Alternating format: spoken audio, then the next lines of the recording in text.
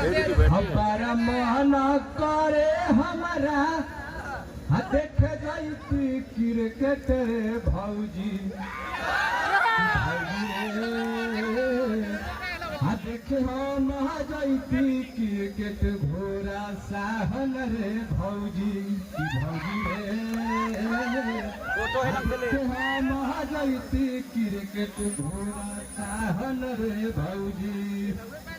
अरे अरे बाबू रे अरे भाई क्या हो रहा है रे अहो का हो अरे भाई खाना न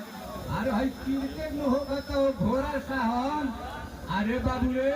क्या बोला है फिर से बोलना एक बार फिर से बोलो अरे घोड़ा साहन में क्रिकेट होगा तो एक का घोड़ा साहन में अरे बाप रे बाप रे बाबू अरे उहाँ के नाम तो बड़ी हम सुनने पानी रे अरे सुनली हो कि भोजपुरी इंडस्ट्री से श्री अवधेश मिश्रा जी आवे कार हाँ काका अवधेश मिश्रा जी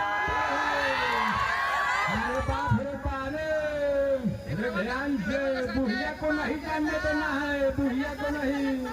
न तो बुढ़िया जान जाएगी ना